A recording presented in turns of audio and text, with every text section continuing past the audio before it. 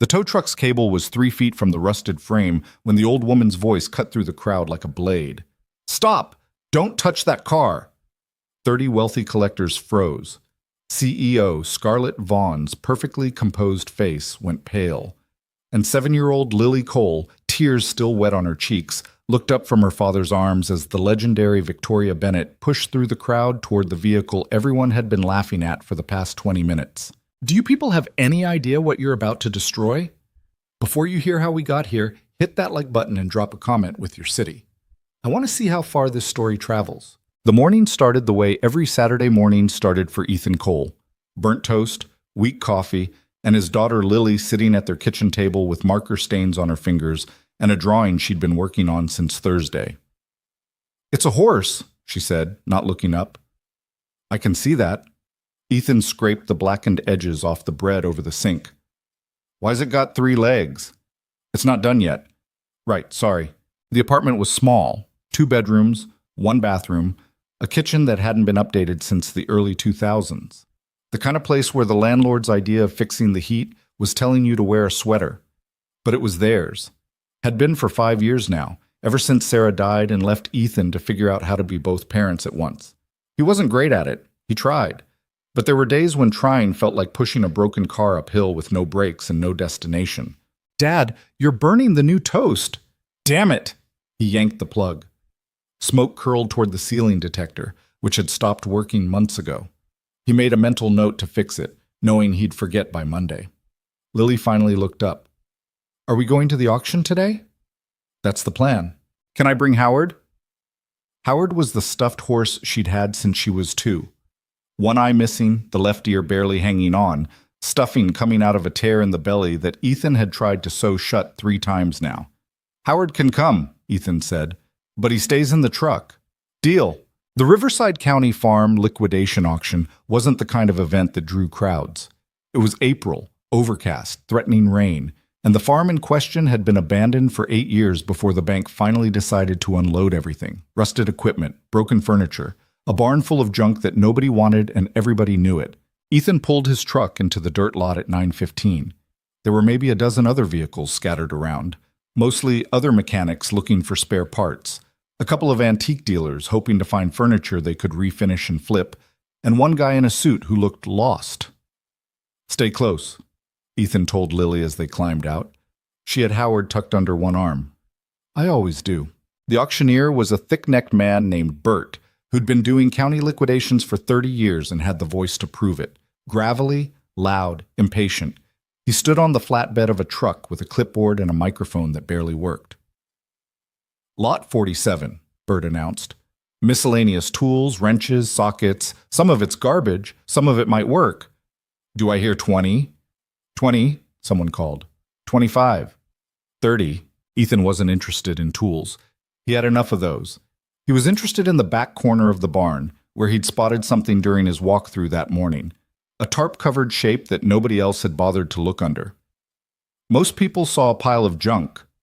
Ethan saw a frame. He'd pulled back just enough of the tarp to glimpse the chassis number stamped near the wheel well. CSX 3015. He didn't have the reference guide memorized, but he knew Shelby numbers when he saw them. And if he was right, if the rust and corrosion and decades of neglect hadn't completely eaten through the identification, then what sat under that tarp wasn't junk. It was history. "Lot 61, Bert called. "Vehicle, condition unknown, sold as is, no title verification, basically a parts car if you're being generous. Anybody interested?" Silence. Someone in the back laughed. "That thing's been rotting there since the 80s, Bert. It's scrap." "Yeah, well, scrap's still worth something. Do I hear $50? More silence. Ethan raised his hand. 50. Bert squinted at him. "You serious?" 50, Ethan repeated. "All right, 50 going once." 75, a voice called. Ethan turned. It was the guy in the suit, grinning like he'd just won something. Ethan didn't hesitate. 100. The suit guy frowned, looked at the tarp-covered wreck, then shook his head. "Not worth it." 100 going once, twice, sold to the guy with the kid. Lily tugged Ethan's sleeve. "What'd you buy, Dad?" "Something nobody else wanted," Ethan said quietly. "Is it treasure?" He looked down at her, at those wide brown eyes that still thought the world made sense. Maybe. It took 2 hours and a flatbed tow service to get the car back to Ethan's garage. The owner of the tow company, a guy named Ricky, who Ethan had gone to high school with, took one look at the rusted heap and whistled low. "You paying me to haul garbage now?" "Just get it to the shop," Ethan said. "Your funeral." The garage was a small independent operation on the east side of town. 2 bays, decent equipment, a waiting room with chairs that didn't match, and magazines from 2019. Ethan rented the space month to month from a landlord who didn't ask questions as long as the checks cleared. By the time they got the car inside, it was nearly 3 in the afternoon. Lily sat on a stool in the corner, swinging her legs and watching as Ethan carefully pulled the tarp away. The rust was worse than he'd thought. Surface corrosion covered nearly every panel. The paint, what little remained, was sun-faded and peeling. The interior was gutted. No seats, no dash, no steering wheel, just a hollow shell that looked like it had been picked clean by scavengers. But the frame was solid, and the numbers were real. Ethan ran his fingers along the chassis stamp, feeling the edges of the etched metal beneath years of grime. CSX 3015. He pulled out his phone, searched the registry database he'd bookmarked years ago. The page loaded slowly. Then the details came up. 1965 Shelby Cobra, 427S/C. One of fewer than 200 ever built. Original owner unknown. Last recorded sale 1979. Status missing. Ethan's heart kicked hard against his ribs. "Dad?" Lily's voice cut through the silence. "Is it treasure?" He looked at her, then back at the car. "Yeah, kiddo, I think it is." "Are we rich now?" He laughed, short, dry. "Not yet. This thing needs a lot of work. Can I help? You can hand me tools." "Deal." Tip. For the next 3 weeks, Ethan worked on the Cobra every night after closing the shop. He didn't tell anyone what it was. Not Ricky. Not the guys he played poker with on Thursdays. Not even his older brother Marcus, who would have told him to sell it immediately and pay off the medical bills still sitting in collections from Sarah's final hospital stay. This wasn't about money. Not really. It was about the work. About taking something broken and forgotten and making it whole again. About proving, to himself maybe, or to Lily, or to nobody at all, that things didn't have to stay ruined forever. Lily helped when she could, handing him wrenches, organizing bolts, sitting on the creeper beside him while he inspected the undercarriage. Sometimes she drew. Sometimes she asked questions. Sometimes she just sat there, quiet, Howard tucked under her arm. "Why do you like old cars?" she asked one night. Ethan slid out from under the frame, wiping grease off his hands. "Because they were built to last. People cared back then. Every part meant something." "Do you think Mom would have liked this car?" The question landed hard. Ethan paused, looking at the rusted shell, then at Lily. "Yeah, I think she would have." "Because it's treasure?" "Because I found it." Lily seemed to accept that. She went back to her drawing, a new one this time, a car with 4 wheels and a stick figure girl standing beside it. The Vaughn Motors Charity Showcase was the kind of event Ethan would normally avoid. Black-tie dress code, luxury vehicles on display, champagne fountains and silent auctions, and people who measured their worth in horsepower and leather interiors. But the gig paid $300 for the day. Basic mechanic support, making sure none of the showcase vehicles had issues, helping with setup and teardown. And $300 was $300. Ethan didn't plan to bring the Cobra. It was still weeks away from being road-ready, still buried under rust and missing half its components. But the morning of the event, Lily had asked if she could see it one more time before he left for the day, and something about the way she looked at it, proud, protective, made him change his mind. He loaded it onto the flatbed trailer, covered it with a tarp, and drove to the showcase venue with Lily beside him and Howard on her lap. The Vaughn estate was absurd. 20 acres of manicured lawns, a main house that looked like it had been airlifted from a European postcard, and a private car museum that could have doubled as an art gallery. The showcase was being held in the East Plaza, a massive stone courtyard surrounded by fountains and sculptures and enough string lights to be seen from space. Ethan parked in the service area behind the main display. He told Lily to stay near the truck, keep out of the way, and not touch anything expensive. Can I look at the cars? She asked. From a distance. Deal. The showcase vehicles started arriving around noon. A 1961 Ferrari 250 GT, a McLaren P1, a Bugatti Veyron in chrome blue, each one worth more than Ethan would make in 5 lifetimes. Each one followed by photographers, handlers, and owners who looked like they'd never pumped their own gas. Ethan worked quietly, checking fluid levels, making sure batteries were charged, tightening anything that looked loose. He kept his head down, did his job, tried not to think about the Cobra sitting under a tarp 50 feet away. Then Scarlett Vaughn arrived. She was 30, maybe 31. Tall, sharp-featured, wearing a charcoal suit that probably cost more than Ethan's truck. Her hair was pulled back tight, her heels clicked against the stone like gunshots, and she moved through the plaza like she owned it, which, technically, she did. Vaughn Motors was one of the largest luxury car dealerships on the West Coast. Scarlett had taken over as CEO 3 years earlier after her father's retirement, and by all accounts, she doubled the company's revenue and tripled its reputation. She was smart, ruthless, and completely uninterested in anything that didn't serve her brand. Ethan had seen her once before, at a charity gala he'd worked 2 years ago. She hadn't noticed him then. She didn't notice him now, at least not until she saw the Cobra. It happened fast. Scarlett was doing a walkthrough of the plaza, checking sight lines, making sure every showcase vehicle was positioned perfectly for the photographers. She stopped near the service area, frowned, and turned toward Ethan's truck. "What is that?" she said, pointing at the tarp-covered trailer. Ethan looked up from the McLaren's engine bay. "My car." "Your car," she repeated slowly. "Yeah." She walked closer, heels clicking, eyes narrowed. "Why is it here?" "It came with me." "This is a luxury auto showcase, not a junkyard." Ethan straightened, wiping his hands on a rag. "I'm working the event. The car's staying in the service area. It's not bothering anyone." Scarlett stared at him like he'd just suggested setting the plaza on fire. "Do you have any idea what this event represents?" "Rich people looking at expensive cars." Her expression went cold. "This event raises $500,000 annually for children's hospitals. Every detail matters. Every vehicle on this property is part of a carefully curated experience. And you," she gestured at the tarp, "you bring this." "It's under a tarp," Ethan said evenly. "Nobody can even see it." "I can see it." "Then stop looking." The words came out sharper than he'd intended. Scarlett's eyes flashed. She opened her mouth to respond, then noticed Lily standing near the truck, clutching Howard, watching the whole exchange with wide, worried eyes. "Is that your daughter?" Scarlett asked. "Yeah." "Does she know you're about to lose this job?" Ethan's jaw tightened. "I haven't done anything wrong. You brought an eyesore to a luxury showcase. That's wrong." She turned toward one of the event coordinators hovering nearby. "Get this vehicle off the property, now." "Wait," Ethan started.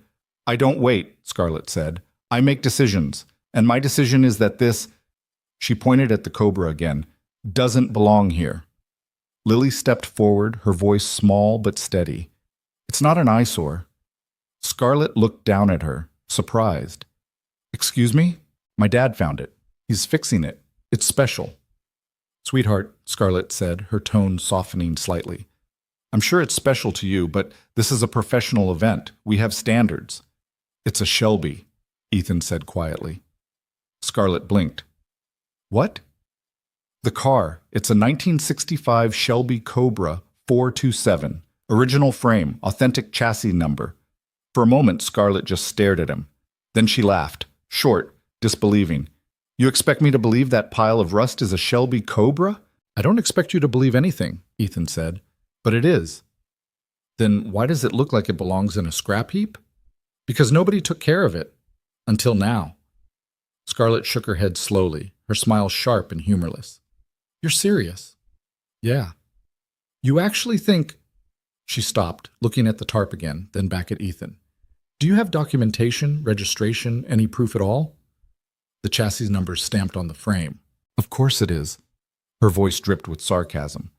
"And I suppose you're planning to restore this authentic Shelby in your garage between oil changes?" That's the plan. How inspiring. She turned to the coordinator again. Call a tow truck. I want this removed within the hour. Lily's eyes filled with tears. Please don't. Scarlett hesitated just for a second. Then her expression hardened. I'm sorry, sweetheart, but your father should have thought about this before bringing junk to my event.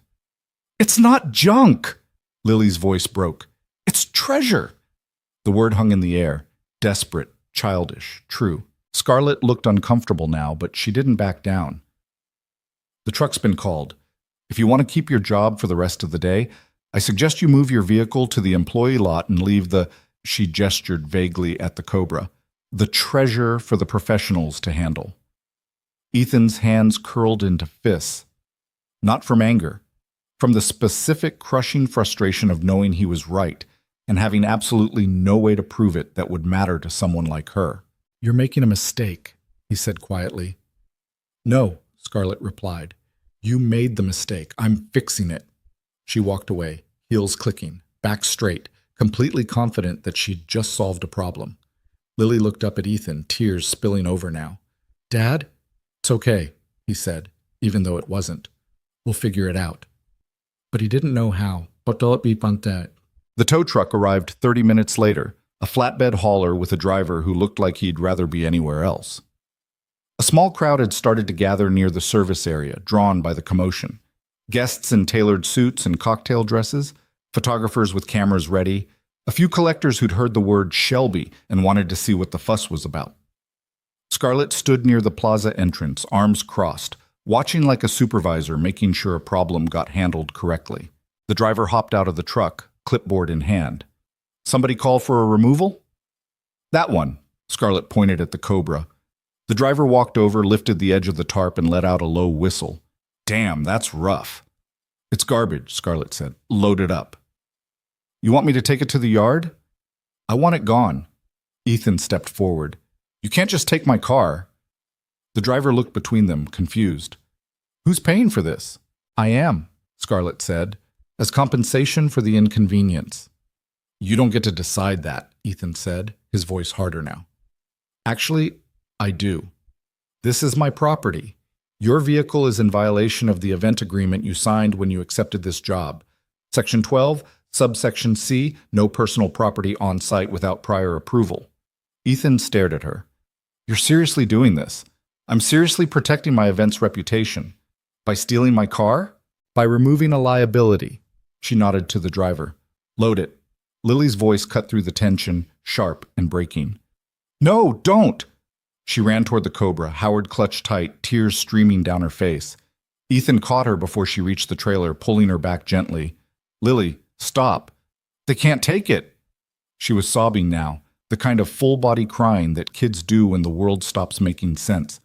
Dad, don't let them. The crowd had grown larger. Phones were out now, recording.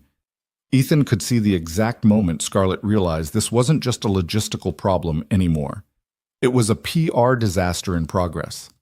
A little girl crying while a CEO ordered her father's car towed. It didn't matter what the car actually was. The optics were brutal. Miss Vaughn, one of the coordinators, said quietly, stepping close. Maybe we should... No, Scarlett said, but her voice had lost some of its edge. The car goes. The driver hooked the cable to the Cobra's frame. The winch started pulling, metal scraping against metal, rust flaking off in chunks. Ethan held Lily tight, feeling her shake against him. He wanted to say something, anything, that would make this better. But there was nothing. And then a voice cut through the noise like a knife through silk. Stop! Don't touch that car! Everyone froze. An older woman pushed through the crowd, late 60s, maybe early 70s, silver hair pulled into a bun, wearing slacks and a blazer that had seen better days. She moved with the kind of authority that didn't need volume, the kind that came from 50 years of knowing exactly what she was talking about. Ethan recognized her immediately. Victoria Bennett, legendary car historian, author of 3 books on American muscle cars, the woman who'd authenticated more classic vehicles than anyone alive. She walked straight to the Cobra, ignoring Scarlett, ignoring the driver, ignoring everyone. She knelt beside the frame, pulled a flashlight from her jacket pocket, and inspected the chassis number with the focus of a surgeon. The plaza went silent. After what felt like an hour, but was probably 30 seconds, Victoria stood up slowly. She looked at Scarlett, then at Ethan, then at the crowd. "Do you people," she said quietly, "have any idea what you're about to destroy?" Scarlett's face had gone pale. "Miss Bennett, I didn't know you were—" "CSX 3015, Victoria said, cutting her off. "Original frame, authentic stamps. This is a 1965 Shelby Cobra 427S/C, one of the rarest American cars ever built." She turned to Scarlett, her expression hard. "And you were about to tow it to a scrapyard." The crowd erupted. Gasps, murmurs, cameras flashing, collectors pushing forward to get a better look. Scarlett opened her mouth, closed it, opened it again. That's impossible. Look at it." "I am looking at it," Victoria said, "and I'm telling you it's real." "But it's covered in rust?" "Yes." "Gutted?" "Yes." "Neglected for 40 years? Absolutely." Victoria's voice sharpened. "But the frame doesn't lie. The numbers don't lie. This car is worth more than $3 million after restoration." The silence that followed was deafening. Scarlett stared at the Cobra like it had just grown teeth. Ethan felt Lily stop shaking in his arms. The driver dropped the cable and stepped back, hands raised like he wanted no part of whatever came next. Victoria turned to Ethan. "Who found this?" "I did," Ethan said quietly. "Where?" "County auction. Farm liquidation." "How much?" $120. Victoria smiled, small, approving. "And you recognize the chassis number?" "Yeah." "Good eye." She looked back at the crowd, at Scarlett, at the phone still recording everything. "This man just made the find of the decade, and you," she pointed at Scarlett, "you almost destroyed it because you couldn't see past the rust." Scarlett's face had gone from pale to red. "I didn't." "You did," Victoria said simply. "Own it." The crowd's murmurs grew louder. Ethan could see the exact moment Scarlett understood what had just happened. Not just the mistake, not just the missed value, but the viral video that was already being uploaded, shared, captioned.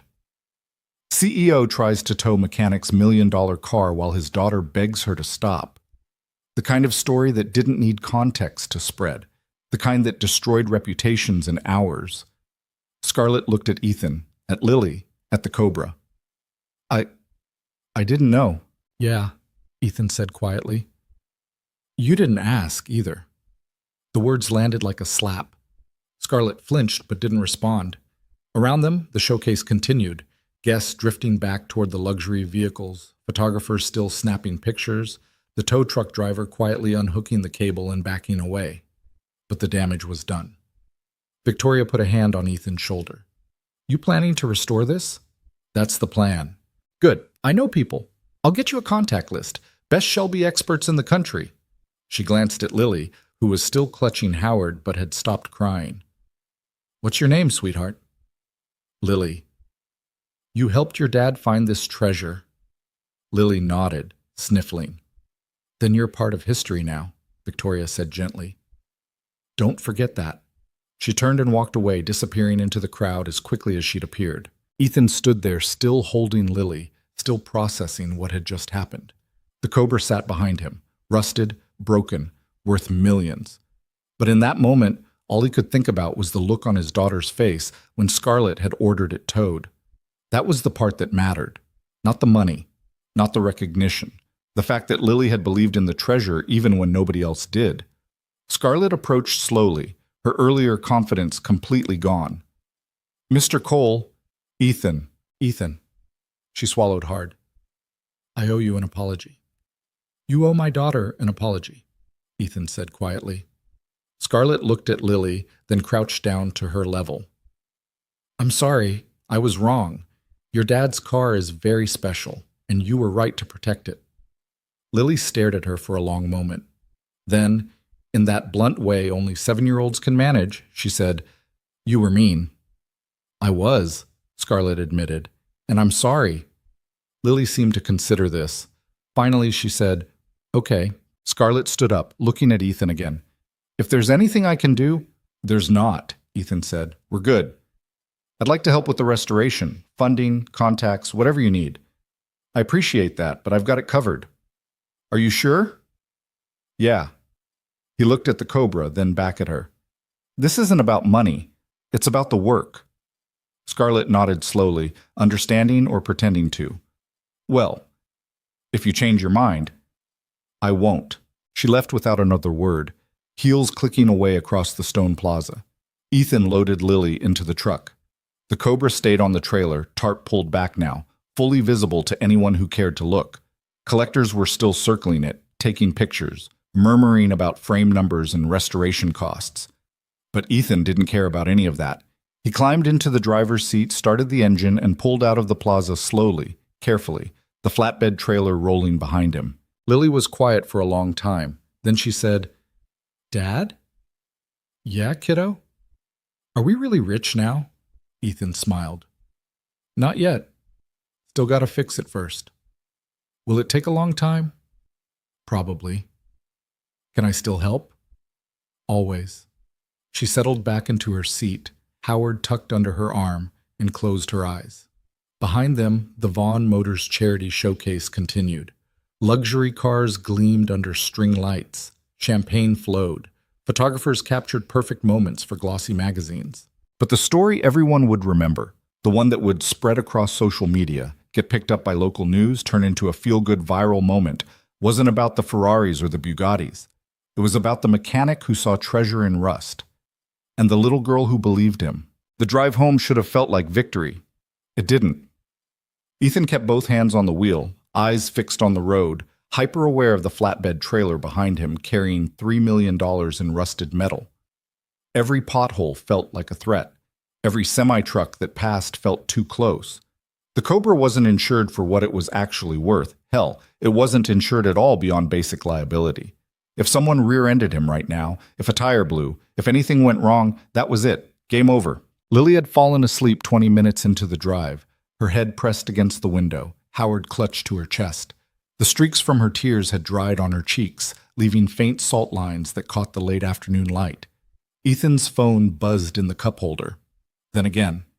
Then 6 more times in rapid succession. He ignored it. By the time they pulled into the garage lot, the sun was starting to dip below the buildings, casting long shadows across the cracked asphalt. Ethan backed the trailer into the bay carefully, cut the engine, and sat there for a moment in the sudden silence. His phone buzzed again. He picked it up. 43 text messages, 17 missed calls. His inbox was flooded with notifications from people he hadn't talked to in years, friends from high school, distant cousins, his ex-girlfriend from community college, who he hadn't spoken to since 2015. The first text was from Ricky. "Dude, are you famous now?" The second was from Marcus. "Call me. Now." The third was from a number he didn't recognize. "Hi. I'm a producer for Channel 7 News, and we'd love to interview you about your incredible find." Ethan turned the phone off and slipped it into his pocket. He climbed out of the truck, walked around to the passenger side, and opened the door carefully. Lily stirred, but didn't wake. He unbuckled her seatbelt, scooped her up. She was getting too big for this, almost too heavy to carry comfortably, and brought her inside to the small office at the back of the garage. There was a couch there, old and stained, with springs that poked through the cushions if you sat wrong. He laid Lily down gently, tucked Howard beside her, and pulled a blanket over both of them. She mumbled something in her sleep. It sounded like treasure. Ethan stood there for a moment, watching her breathe, feeling the weight of the day settle onto his shoulders like wet concrete. Then he went back out to deal with the Cobra. The garage felt different now. Quieter, maybe. Or maybe it was just him, hearing the space differently, knowing what sat on that trailer. He'd worked on expensive cars before, luxury sedans, high-end sports cars, the occasional classic restoration job. But this was something else. This was the kind of vehicle museums fought over. The kind collectors spent decades searching for. The kind that changed hands in private auctions for amounts of money Ethan couldn't even conceptualize. And it was his. He unhooked the trailer, secured the Cobra inside the bay, and pulled the tarp back over it. Not because he was hiding it, because he didn't know what else to do. His phone buzzed again in his pocket. Still off. Phantom vibrations. He sat down on the creeper, leaned back against the wall, and closed his eyes. Somewhere in the distance, he could hear traffic, the hum of the city, the occasional siren, normal sounds, the kind that reminded you the world kept moving whether you were ready or not. When he opened his eyes again, it was fully dark outside. The overhead fluorescents buzzed faintly. Lily was still asleep in the office. Ethan pulled out his phone and turned it back on. 91 messages now, 24 missed calls, 3 voicemails. He didn't listen to any of them. Instead, he opened his browser and searched Shelby Cobra, 427 Vaughn Motors. The results loaded instantly. The top article was from a local news site posted 2 hours ago. The headline read, Mechanic's $120 auction fine turns out to be $3 million Shelby Cobra. CEO left speechless. Below it, a video. Ethan clicked play. The footage was shaky, someone's phone camera, shot from the edge of the crowd. It showed Scarlett pointing at the Cobra, her voice sharp and dismissive. Then it cut to Lily crying, begging them not to take the car. Then Victoria Bennett pushing through the crowd, inspecting the frame, delivering her verdict. The video had been viewed 83,000 times. The comments section was a war zone. That CEO is awful. Who treats a kid like that? Imagine being so stuck up you can't recognize a Shelby Cobra LMAO. This dude is a legend. $120 to $3 million. That's the American dream right there. Feel bad for the little girl. She knew it was special, and nobody listened. Ethan scrolled further. More articles. More videos. Someone had pulled Scarlett's LinkedIn profile and was posting screenshots of her bio with captions like, "This you?" Another account had started a thread analyzing the Cobra's authenticity frame by frame. A car forum he'd lurked on for years had a 50-page discussion going about whether the find was legitimate or staged. His phone buzzed. Another call. This time from a 310 area code. He answered without thinking. Hello? Ethan Cole? The voice was male, smooth, vaguely West Coast. My name is Trevor Hastings. I'm a collector and investor specializing in classic American muscle cars. I saw the news about your Shelby and I'd love to talk to you about a potential purchase. It's not for sale. I understand, but if you just hear my offer, not interested. Ethan hung up. The phone rang again immediately. Different number. He turned it off again. In the office, Lily stirred. Ethan heard the couch springs creak, then her small voice calling out, Dad? Right here, kiddo. She appeared in the doorway, rubbing her eyes, Howard dangling from one hand. Are we home? We're at the shop. You fell asleep. What time is it? Late. You hungry? She nodded. They ordered pizza from the place 2 blocks over. Pepperoni for her, plain cheese for him because his stomach had been a knot since the moment Victoria Bennett said the words, $3 million. While they waited, Lily sat on the floor of the garage and drew with markers on the back of an old invoice sheet. What are you making? Ethan asked. The car, when it's fixed. He looked over her shoulder. She'd drawn the Cobra in profile, bright red with exaggerated wheels and a stick figure version of herself standing beside it, arms raised in triumph. Looks good, he said. Do you think it'll really be red? Could be. We'll see what's under the rust. I hope it's red. She added another detail, a sun in the corner, smiling. Dad? Yeah? Are people going to be mad at us now? The question caught him off guard. Why would they be mad? Because of the lady, the one who yelled. Ethan sat down beside her on the concrete floor. That wasn't your fault, Lily. None of it. But she was mad. She was embarrassed. That's different. What's the difference? He thought about it. When you're mad, you're upset at someone else. When you're embarrassed, you're upset at yourself. Lily considered this, then went back to her drawing. I think she was both. Yeah, probably. The pizza arrived 20 minutes later. They ate in the office with the door propped open, watching the Cobra through the gap like it might disappear if they looked away. Dad? Lily said through a mouthful of pepperoni. Don't talk with your mouth full. She swallowed. Are we going to be famous? No. But everyone's talking about the car. People talk. Then they stop talking. That's how it works. Do you want to be famous? Not even a little bit. Me neither. She took another bite, chewed thoughtfully. Howard doesn't either. Ethan smiled despite himself. Good to know Howard's on the same page. After they finished eating, Ethan called his brother. Marcus picked up on the first ring. Jesus Christ, finally.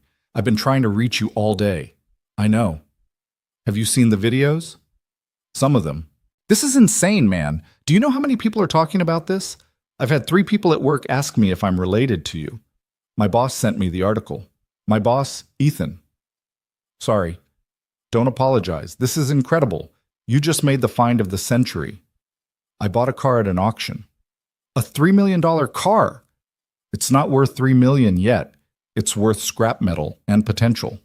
Marcus laughed, loud, disbelieving. You're really not excited about this, are you? I'm tired. Well, get untired because you need to think about what you're doing next. You selling? Restoring? What's the plan? Restoring. By yourself? That's the idea. Ethan, come on. Be realistic. You're talking about a year plus of work, tens of thousands in parts, specialized labor. I know what I'm talking about. Then you also know you can sell it right now, as is, for probably close to $1 million. Maybe more. You could pay off your debts, get Lily into a better school, move out of that apartment. I'm not selling it. There was a pause, then Marcus sighed. Why not? Because it's not about the money. Everything's about money, Ethan. Not this. Another pause, longer this time. Finally, Marcus said, You sound like Sarah. The words hit harder than they should have. Ethan's throat tightened. Yeah, maybe.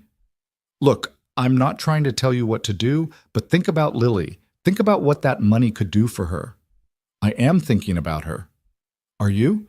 Because from where I'm sitting, it looks like you're holding on to a car for pride. It's not pride. Then what is it? Ethan looked through the office window at the Cobra, covered and silent. It's the work. It's showing her that things don't have to stay broken. Marcus didn't respond right away. When he did, his voice was softer. All right, I hear you. Just be smart about it, okay? I will. And call me if you need anything. I will, Ethan said again, knowing he wouldn't. He hung up and turned the phone off once more. Lily had fallen asleep on the couch again, curled into a ball with Howard tucked under her chin. Ethan grabbed the blanket and covered her, then sat down at the desk and stared at nothing for a long time. His brother was right about one thing. This was going to take money, more than he had, more than he could make in 6 months of regular work. Parts for a Shelby weren't sitting on shelves at AutoZone. They were rare, expensive, and hard to source.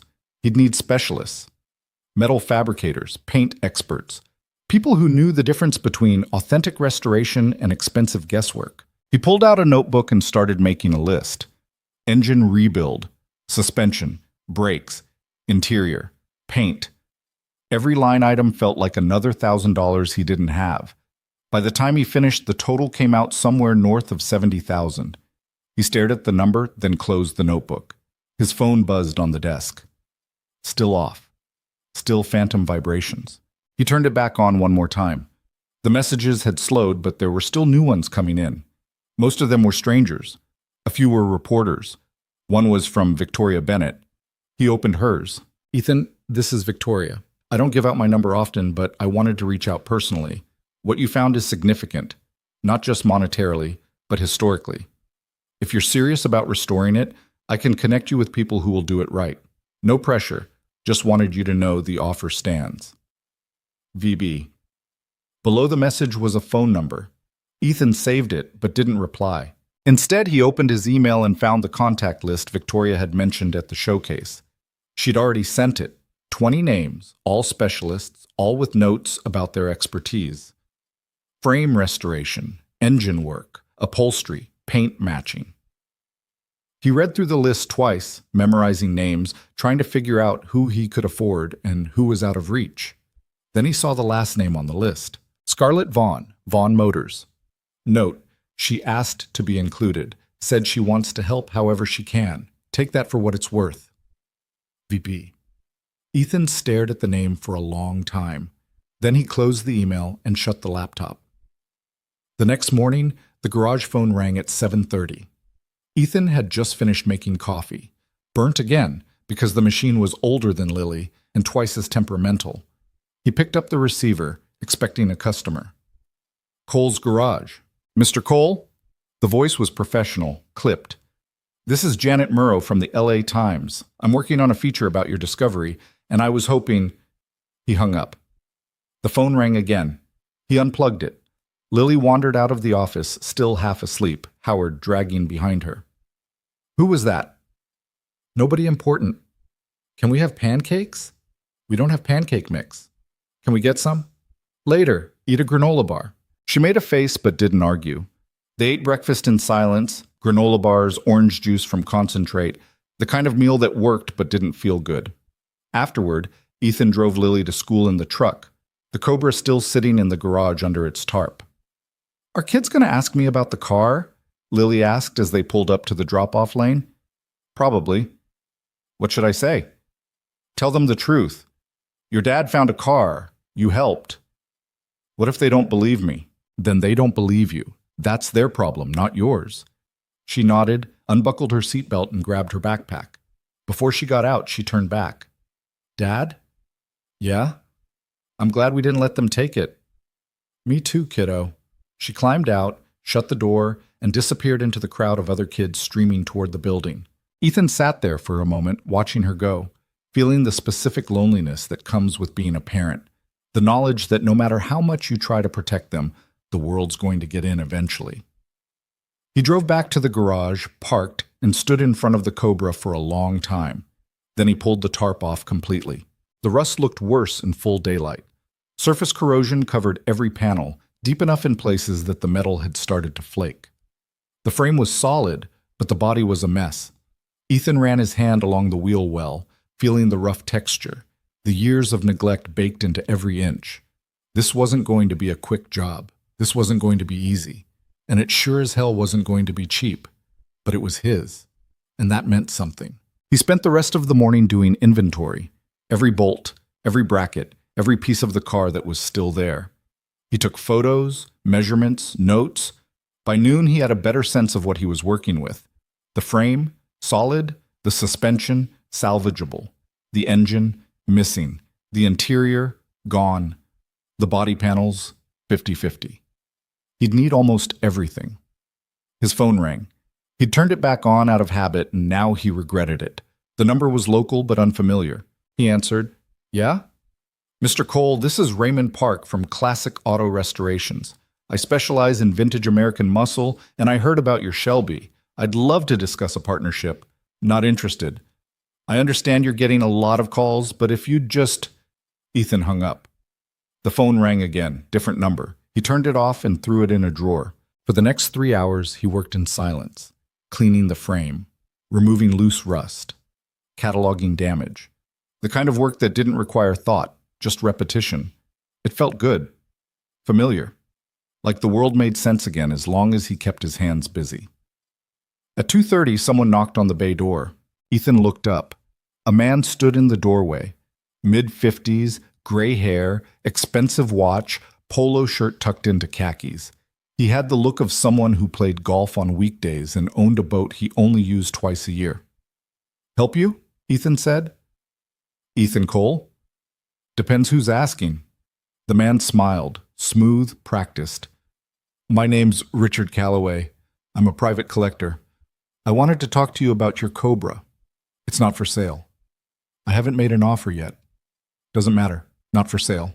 Richard stepped inside anyway, hands in his pockets, looking around the garage like he was inspecting it. This is a nice setup you've got here. Independent shop? Yeah. How long you been doing this? Long enough. Richard's smile didn't waver. I'm going to be direct with you, Ethan. I've been collecting cars for 20 years. I own 11 Shelbys. I know the market, and I know what you're sitting on. Then you know I'm not selling. I'm prepared to offer you $1.2 million, cash, today. Ethan stopped working. He looked at Richard. Cash today. That's right. For a car that's not restored, not running, barely has a body. For the frame and the provenance, yes.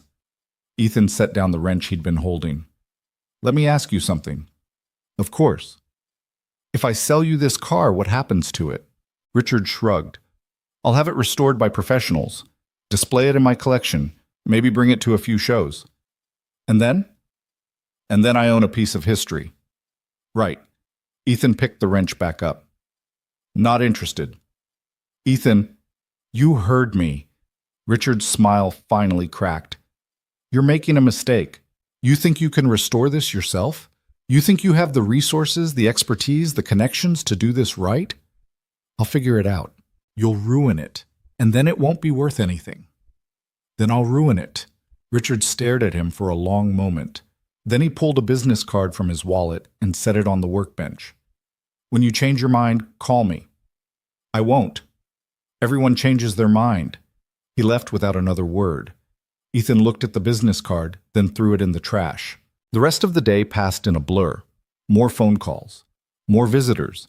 A woman from a vintage car magazine. A guy claiming to be a documentary filmmaker.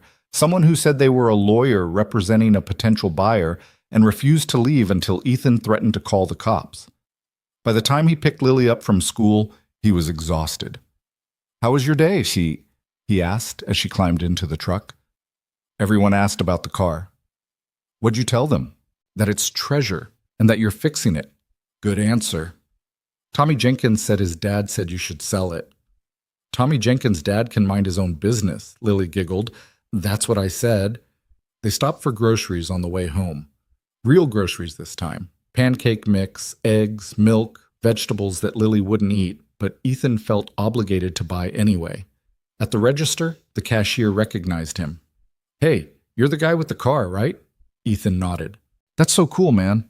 Seriously. Good for you. Thanks. You gonna sell it? No. Smart, hold on to it. That thing's gonna be worth even more in a few years. Ethan paid, grabbed the bags, and left before the conversation could continue. Back at the apartment, he made actual dinner for the first time in a week. Spaghetti, garlic bread, a salad Lily picked at, but mostly ignored. They ate in front of the TV, watching a nature documentary about penguins that Lily had seen 3 times already, but still laughed at. Dad? She said during a commercial break. Yeah? Do you think Mom would have liked the car? The question came out of nowhere, the way Lily's questions often did. Ethan set down his fork. Yeah, I think she would have. Why? Because she liked things that had stories, and this car has a big one. Lily thought about this. Do you miss her? Every day? Me too. They finished dinner in silence. Afterward, Ethan did the dishes while Lily worked on homework at the kitchen table, spelling words, simple math problems, a worksheet about the water cycle. Normal kid stuff. The kind of thing that reminded him the world hadn't actually changed just because a car turned out to be valuable. At 8:30, he put Lily to bed. She insisted on bringing Howard into bed with her, even though the stuffed horse was falling apart and probably needed to be retired. Can you tell me a story? She asked. What kind? The kind where things get better. Ethan sat on the edge of her bed, trying to think of something. Finally, he said, once there was a car that everybody thought was junk, but one person saw what it really was. And even though it took a long time and a lot of work, eventually the car got fixed, and it was beautiful. Is that our car? Maybe. Does it have a happy ending? We'll find out. She smiled, closed her eyes, and was asleep within minutes. Ethan stayed there for a while, watching her breathe, feeling the weight of everything settle onto him again. The money he didn't have, the work he didn't know how to do, the people who wanted to buy the car, invest in the car, take the car, profit from the car. None of them cared about the car. They cared about what it represented. Status, wealth, a story they could tell at parties. But for Ethan, the car was something else. It was proof that value existed even when nobody recognized it. That things could be worth saving even when the world said otherwise. He turned off the light and went back to the living room. His phone was on the coffee table, screen dark. He turned it on one more time. 216 messages now. He scrolled through them quickly. Most were garbage. A few were genuine. One was from Scarlett Vaughn. He opened it. Ethan, I know I'm probably the last person you want to hear from, but I meant what I said at the showcase. If there's anything I can do to help with the restoration, please let me know. I owe you that much. Scarlett. He stared at the message for a long time. Then he put the phone down without replying. Outside, the city hummed. Traffic, sirens. The sound of a world that didn't care about rusted cars or single dads or little girls who believed in treasure. But somewhere in a garage across town, a Cobra sat waiting. And Ethan was going to fix it. Not because it was worth $3 million, because it was worth fixing. The viral wave lasted 9 days. 9 days of constant phone calls, unsolicited offers, reporters showing up at the garage unannounced. 9 days of strangers recognizing Ethan at the grocery store, at the gas station, at Lily's school pickup line. 9 days of people acting like they knew him, like they'd been there from the beginning, like his success was somehow theirs too. On the 10th day, something else happened in the news. A minor celebrity got caught in a scandal, some political figure said something stupid. And just like that, the attention shifted. The calls slowed, the emails trickled off. The world moved on to the next thing. Ethan had never been more relieved in his life. He spent that morning the way he spent most mornings now, under the Cobra, hands covered in rust and grease, trying to assess damage he couldn't afford to fix yet. The frame was solid. He'd confirmed that much. But the more he dug into the car, the more problems he found. Corrosion in the suspension mounts, stress fractures in the body panels, electrical components that had rotted away decades ago. Every discovery felt like another line item on an invoice he couldn't pay. His phone sat on the workbench, silent for the first time in over a week. Ethan had finally changed his number 2 days ago after a collector from Dubai called at 3 a.m. offering $2 million cash, no questions asked. The only people who had the new number were Marcus, Lily's school, and Ricky. He was about to slide back under the frame when the bay door rattled. Someone knocking. Ethan froze. He'd put a sign on the door, closed for private work. No soliciting. Most people respected it. Most people. The knock came again, more insistent this time. "We're closed," Ethan called out. "I can see that." The voice was female, familiar. "But I was hoping you'd make an exception." Ethan slid out from under the car and looked toward the door. Scarlett Vaughn stood in the entrance, wearing jeans and a plain white shirt instead of the designer suits he'd seen her in before. Her hair was down, no makeup, and she looked tired. Not exhausted, just human. "What do you want?" Ethan asked. "To apologize. Properly this time." "You already did that." "I apologized to your daughter. I never apologized to you." Ethan stood up, wiping his hands on a rag. "You don't owe me anything." "I think we both know that's not true." Scarlett stepped inside, hands in her pockets, looking around the garage. Her eyes landed on the Cobra. "Can I see it? Without the tarp?" "You saw it at the showcase." "I saw rust and made assumptions. I'd like to actually look at it now." Ethan considered telling her to leave, considered pointing out that she'd humiliated him and his daughter in front of 100 people and millions more online, considered asking why she thought she had any right to walk in here and ask for favors. Instead, he said, "Fine, but don't touch anything." Scarlett approached the Cobra slowly, like it might bite her.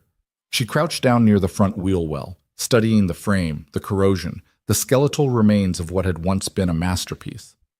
"I can't believe I almost had this towed to a scrapyard," she said quietly.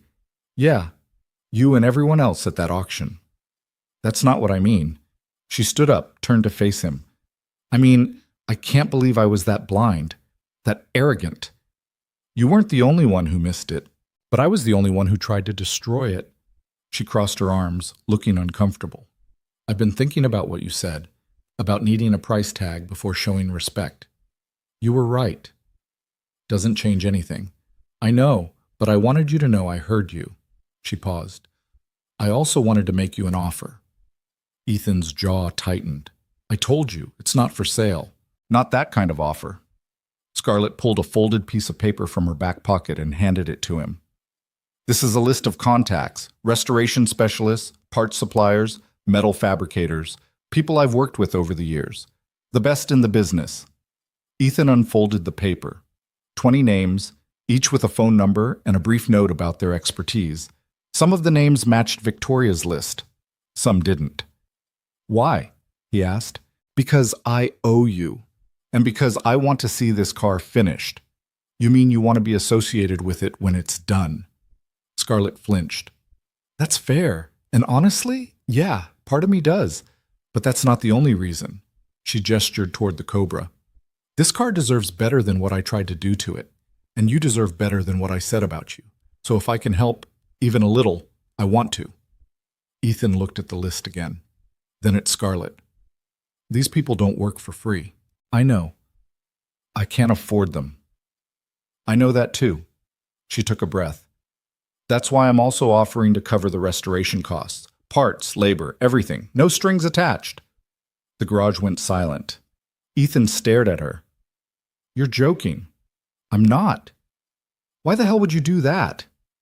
Because I can, and because it's the right thing to do. The right thing would have been not treating me like garbage in the first place. Scarlett's face tightened, but she didn't argue. You're right, but I can't take that back. All I can do is try to make it right now. Ethan set the list down on the workbench. I don't want your money. Why not? Because then it's not my car anymore. It's yours. That's not how this works. That's exactly how it works. Ethan's voice was harder now. You throw money at the problem, you get to feel good about yourself, and I get to spend the rest of my life knowing I didn't actually earn this, that I needed someone to bail me out. This isn't about pride, Ethan. Yes, it is. That's exactly what it is. He picked up the list and held it out to her.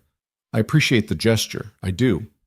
But I'm doing this myself. Scarlett didn't take the list. You're going to burn through your savings in 3 months. You'll take out loans you can't pay back. You'll work yourself into the ground trying to afford parts that cost more than most people make in a year. And for what? To prove a point? To prove it matters. Prove what matters?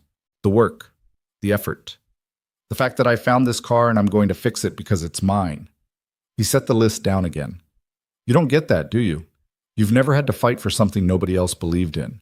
You've never had to prove value when everyone around you said it didn't exist. Scarlett's expression shifted. Not anger. Something closer to hurt. You're right. I don't get it. I grew up with money. I inherited a company. I've never had to struggle the way you have. But that doesn't mean I can't see what you're doing here. And it doesn't mean I can't want to help. I don't need your help. Everyone needs help sometimes, Ethan. Not from you. The words came out sharper than he intended. Scarlett stepped back like she'd been slapped. For a moment, neither of them spoke. Then Scarlett nodded slowly. Okay, I understand. She turned toward the door, then paused. For what it's worth, I think you're wrong. I think refusing help because you're afraid of what it means says more about your pride than mine. But it's your car, your decision. She left without waiting for a response. Ethan stood there alone, staring at the list she'd left behind, feeling the weight of his own stubbornness settle into his chest like concrete. That night, Lily asked him about money. They were eating dinner, mac and cheese from a box, the cheap kind that came with powdered cheese and too much sodium. Lily had been quiet all through the meal, pushing noodles around her plate, and Ethan knew something was coming. Dad? Yeah? Are we poor? The question hit him like a gut punch. Why would you ask that? Tommy Jenkins said we must be poor if you're fixing the car yourself instead of paying someone. Ethan set down his fork. Tommy Jenkins doesn't know what he's talking about. But are we? He thought about lying, thought about telling her everything was fine, that money wasn't an issue, that they had everything they needed. But Lily was 7, not stupid. She knew when things were tight. She knew when he skipped meals to make sure she had enough. She knew when the heat didn't work and he told her it was fine to wear a sweater to bed. We're not rich, he said finally, but we're doing okay. Is the car expensive to fix? Yeah, it is. Are you worried about it? Ethan looked at his daughter, at those wide brown eyes that saw too much, understood too much. A little. Do you wish you never bought it? No? Why not? Because it's worth fixing, even if it's hard. Lily thought about this. Is that why you won't let the lady help? Ethan paused. What lady? The one from the car show. Tommy's mom said she saw it on Facebook. She said the lady offered to pay for the car, but you said no. Of course it was already online. Of course people were talking about it. Yeah, Ethan said. I said no. Why? Because if she pays for it, it's not really ours anymore. But it would still be our car. It would be her money. Lily frowned. I don't get it. I know, kiddo, it's complicated. Do you not like her? Ethan sighed. It's not about liking her. It's about doing things the right way. What's the right way? I don't know yet. He reached across the table and squeezed her hand. But We'll figure it out, okay? Okay? They finished dinner in silence. Afterward, Ethan did the dishes while Lily worked on a drawing at the kitchen table. The cobra again, this time with both of them standing beside it. Later, after Lily was asleep, Ethan sat on the couch with his laptop and pulled up the restoration cost estimate he'd been avoiding for days. Parts, $42,000. Labor, $35,000 if he did most of the work himself, closer to $60,000 if he hired help. Paint and finishing, $12,000. Miscellaneous, another $10,000 for things he hadn't thought of yet. Total, somewhere between $90,000 and $120,000. He had $8,000 in savings, maybe another $2,000 in checking. He could liquidate the small retirement account Sarah had left behind, but that would only give him another $15,000, and the tax penalty would eat half of it. Even if he maxed out every credit card he had, took out loans against the truck and the garage equipment, he'd still come up $40,000 short. Minimum. The math didn't work. No matter how he arranged the numbers, they didn't work. Ethan closed the laptop and sat there in the dark, feeling the walls close in. His phone buzzed on the coffee table. A text from Marcus. "You okay?" "Haven't heard from you in a few days," Ethan typed back. "Fine. Just busy." "With the car?" "Yeah. How's it going?" Ethan stared at the screen. Expensive. 3 dots appeared, disappeared, appeared again. "You thought about Scarlett's offer?" "Not interested." "Why not? She's offering to cover everything. No strings. There's always strings." "Not if you don't let there be." Ethan didn't respond. A minute later, another text came through. "You're being stubborn." "Yeah, probably. Sarah would tell you to take the help." Ethan's chest tightened. He typed and deleted 3 different responses before finally settling on, "Sarah's not here." Marcus didn't reply after that. Ethan set the phone down and stared at the ceiling. The apartment was quiet. Too quiet. The kind of silence that made you think too much, remember too much. Sarah had died 3 months after Lily turned 2. Cancer. Fast and cruel and completely unfair. They'd caught it late. Too late. And by the time the doctors started talking about treatment options, they were really talking about buying time. She'd lasted 6 months. 6 months of hospitals and radiation and watching her shrink into someone he barely recognized. 6 months of pretending everything would be okay while they both knew it wouldn't. The medical bills had buried him. Even with insurance, even with fundraisers organized by friends and family, the debt had been crushing. He'd spent the last 5 years clawing his way out of it, paying off collections agencies and creditors who didn't care that his wife was dead and his daughter needed shoes. He'd done it himself. No help, no handouts. Just work and time and refusing to quit. And now here he was again, staring at numbers that didn't add up, staring at a goal he couldn't reach alone. The difference was, this time someone was offering help, and he didn't know if that made it easier or harder. The next morning, Ethan called Victoria Bennett. She picked up on the second ring. "Ethan, I was wondering when I'd hear from you." "I need advice." "About the restoration?" "About money." Victoria was quiet for a moment. "How bad is it?" "Bad. I've got the car, I've got the skills, I don't have the cash." "Have you looked into loans?" "I won't qualify, not for the amount I need." "Investors." "Not interested in giving up ownership." "Then you're in a tough spot." "Yeah, I know." Ethan paused. "Scarlett Vaughn offered to cover the costs." "I heard." "What did you tell her?" "No." "Why?" "Because it felt wrong." Victoria laughed, short and dry. "You've got principles. I respect that. But principles don't buy engine blocks." "I know." "So what did you want from me? Permission to take her money?" "I want you to tell me if I'm being an idiot." Victoria was quiet again. Then she said, "You want the truth?" "Yeah." "You're not being an idiot, but you're not being smart either." She sighed. "Look, Ethan, I've been in this business a long time. I've seen a lot of guys like you, talented, stubborn, too proud to ask for help even when they need it. And you know what happens to most of them?" "What?" "They fail. Not because they're not good enough, but because they run out of money before they run out of work." She paused. "You found something incredible, something historically significant. If you restore it right, it'll outlive both of us. But if you try to do it on a shoestring budget and cut corners because you can't afford not to, you'll ruin it, and that would be a bigger tragedy than swallowing your pride. Ethan didn't respond. I'm not saying take Scarlett's money, Victoria continued. I'm saying think about what's more important, your ego or the car. It's not about ego. Then what's it about? It's about proving I can do this, that I don't need someone to swoop in and save me. To who? Scarlett? The world? Yourself? I don't know. Figure it out, Victoria said, because if you can't answer that question, you're doing this for the wrong reasons. She hung up before Ethan could respond. He sat in the garage for a long time after that, staring at the Cobra, thinking about everything Victoria had said.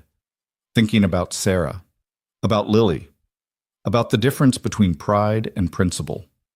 He pulled out his phone and scrolled through his contacts until he found Scarlett's number.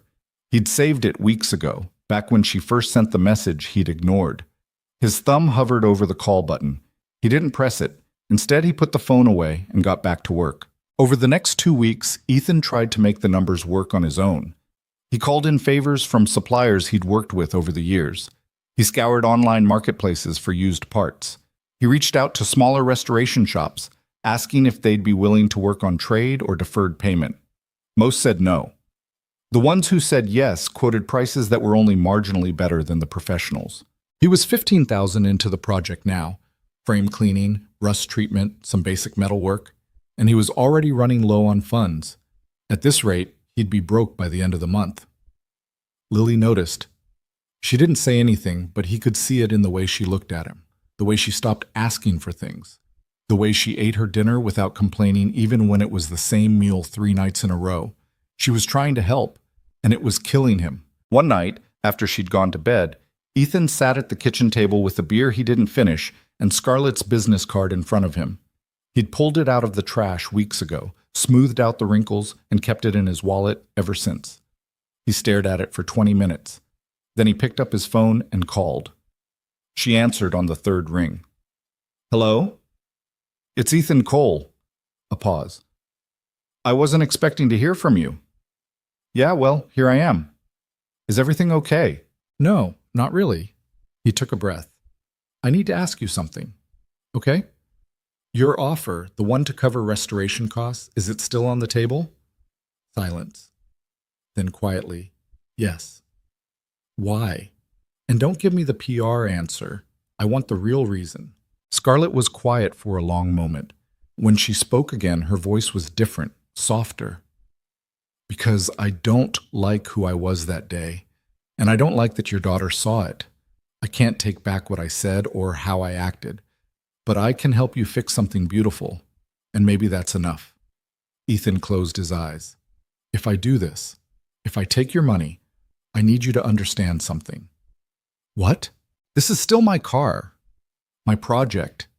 You don't get to make decisions about the restoration. You don't get to tell me how to do it or when to finish it. You're funding it, not owning it. I understand. And if it turns out you're doing this to attach your name to the car, to use it for publicity or branding or whatever, the deal's off. I'll pay you back every cent, even if it takes me the rest of my life. Ethan, I mean it. I know you do. She paused. And I accept those terms. Ethan opened his eyes, stared at the card. Okay? Okay? Yeah, I'll take your help. He could hear the relief in her voice. Thank you. Don't thank me. Just don't make me regret this. I won't. They worked out the details over the next few days. Scarlett set up an account specifically for the restoration. Ethan would submit invoices and receipts, and she'd cover the costs directly. No money changed hands between them. No contracts. Just an agreement. It felt wrong at first, like admitting defeat, like proving everyone right who said he couldn't do it alone. But then Lily came home from school one afternoon and saw Ethan working on the Cobra with new parts, real parts, quality parts, and her face lit up in a way he hadn't seen in weeks. You got the new stuff, she said, running over to look. Yeah, someone's helping us out. The lady from the car show. Yeah. Lily looked up at him. Does that mean you're friends now? I don't know, kiddo. Maybe. I think you should be. She seems nice. Ethan smiled despite himself. She's trying. That's what you always tell me, that trying counts. Yeah, I guess I do say that. Lily went back to her homework, and Ethan went back to work, and for the first time in weeks, the project felt possible again. Not easy, but possible. And maybe that was enough. The first invoice Ethan submitted was for $6,000. Metal fabrication work on 2 body panels that were too corroded to save. He sent it through the online portal Scarlett had set up, half expecting her to question the cost or ask for a second opinion. She approved it within an hour. No questions, no comments, just a confirmation email that said the payment had been processed. It felt strange, too easy, like there was a catch he wasn't seeing yet. But the money hit the fabricator's account 2 days later, and the panels arrived the following week, and slowly Ethan started to believe this might actually work. The restoration took shape in pieces. Not smoothly, not according to any plan he could have outlined beforehand, but it moved forward, and that was something. He started with the frame, stripping away decades of corrosion, treating the metal, reinforcing stress points. The work was methodical, repetitive, the kind of thing that required patience more than skill. Lily helped when she could, sitting on the garage floor with Howard, handing Ethan tools, asking questions he didn't always know how to answer. "Why's this part rusty, but that part's not?" she asked one Saturday morning. "Because this part was exposed to water. That part wasn't." "How do you know?" "Experience and guessing." "Is guessing part of fixing cars?" "More than people think." She seemed satisfied with that. She went back to her drawing, a new one this time, showing the Cobra with an engine inside it. She'd colored the engine bright red, even though Ethan had told her engines were usually gray or black. "It's prettier this way," she'd said, and he couldn't argue with that. By the end of the first month, Ethan had submitted 4 more invoices. Suspension components, brake system parts, electrical wiring harnesses that cost more per foot than he made per hour. Each time, Scarlett approved them without hesitation. She didn't visit the garage, didn't call to check progress, didn't ask for updates or photos or any of the things Ethan had assumed she'd demand. She just stayed out of the way. It bothered him more than it should have. One evening, after Lily had gone to bed, Ethan texted her, "Why aren't you asking about the car?" Her response came 5 minutes later. "You said you didn't want me involved. I'm respecting that. I didn't say you couldn't ask questions. Do you want me to ask questions?" Ethan stared at his phone, trying to figure out what he wanted. Finally, he typed, "I don't know. That's honest, at least." He almost left it there, almost put the phone down and went back to the invoice he was filling out. But something made him keep typing. "It's going well, slower than I'd like, but well. Good, I'm glad. I'll send you photos if you want." There was a longer pause this time. Then, "I'd like that." Ethan took a few pictures of the frame, cleaned, treated, starting to look like something whole again instead of something abandoned. He sent them without commentary. Scarlett's response was almost immediate. "It's beautiful. It's a frame. It's more than that. You can see the bones of what it's going to be." Ethan smiled despite himself. "Yeah, I guess you can."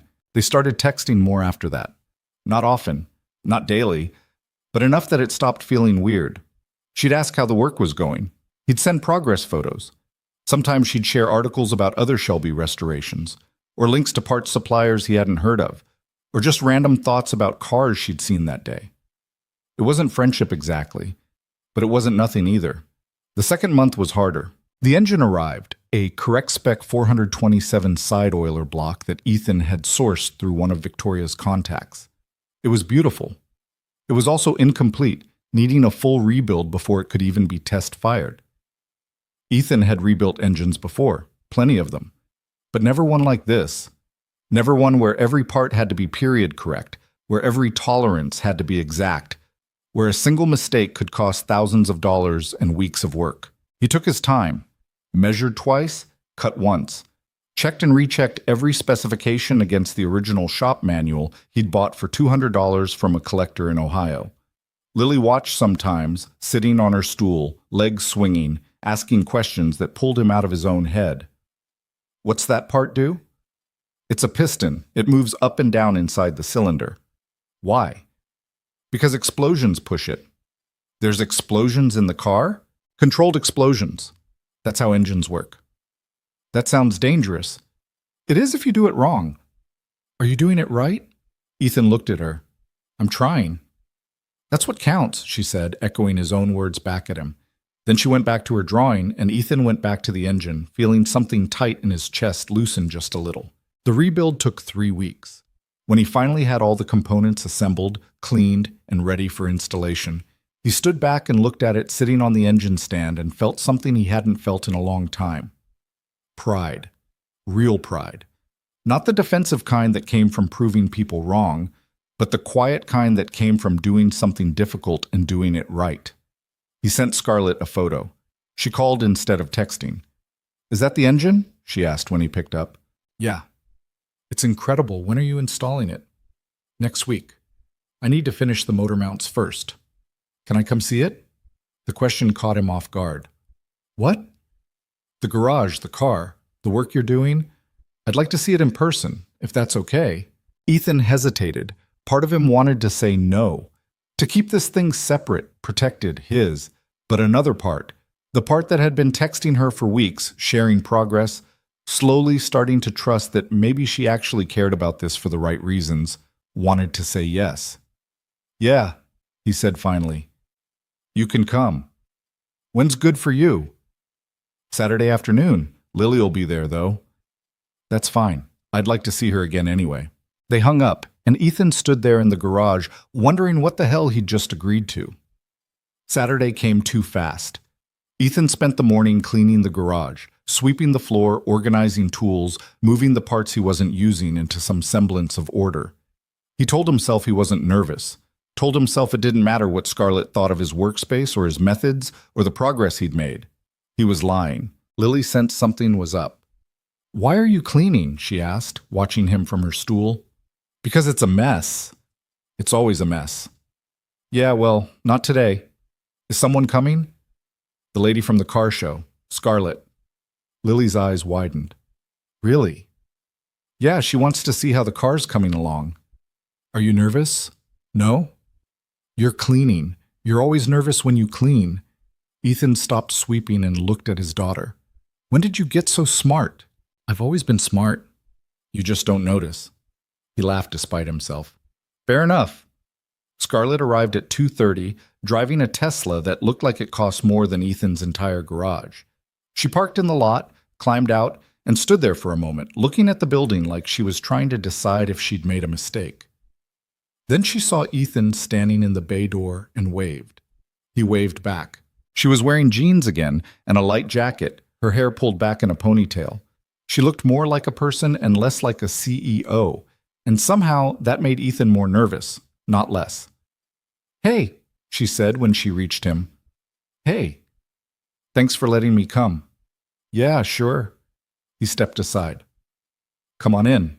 Scarlett walked into the garage slowly, her eyes moving over everything. The tools, the parts, the Cobra sitting in the center bay with its frame fully restored and the engine waiting on the stand beside it. She didn't say anything for a long moment, just looked. Then Lily's voice cut through the silence. "Hi." Scarlett turned. Lily was standing near the back wall, Howard tucked under one arm, a shy smile on her face. "Hi, Lily," Scarlett said. "How are you?" "Good, I'm helping." "I can see that. What are you working on?" Lily held up her drawing, the latest one, showing the Cobra with flames painted on the side and both her and Ethan standing beside it. "That's beautiful," Scarlett said, and she sounded like she meant it. "Dad says the car won't have flames, but I think it should." "I think you might be right." Lily beamed. Then she went back to her drawing, and Scarlett turned her attention back to the car. "Can I get closer?" she asked Ethan. "Yeah, just don't touch the engine. The parts are all balanced." She approached the Cobra carefully, circling it the way someone might circle a sculpture in a museum. She crouched near the rear wheel well, studying the metalwork, stood up and looked at the frame reinforcements, leaned in to examine the restored suspension mounts. "You did all this yourself?" she asked. "Most of it. I had help with the fabrication." "It's amazing. It's not done yet." "I know. But it's still amazing." She straightened up, looking at him. "I mean it, Ethan. This is beautiful work." He didn't know what to say to that, so he just nodded. Scarlett walked over to the engine stand. "And this is the 427? "Yeah, side oiler, period correct block." "Is it ready to go in?" "Almost. I'm waiting on a few more parts. Should have it installed by the end of the month." "And then what?" transmission, exhaust, cooling system. Then we start on the body panels and paint. He paused. It's going to take a while. Good things usually do.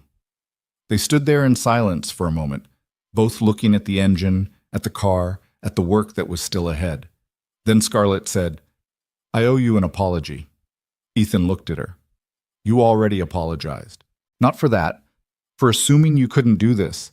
When you turned down my help the first time, I thought you were being stubborn. Foolish. I thought you'd fail and come crawling back within a month.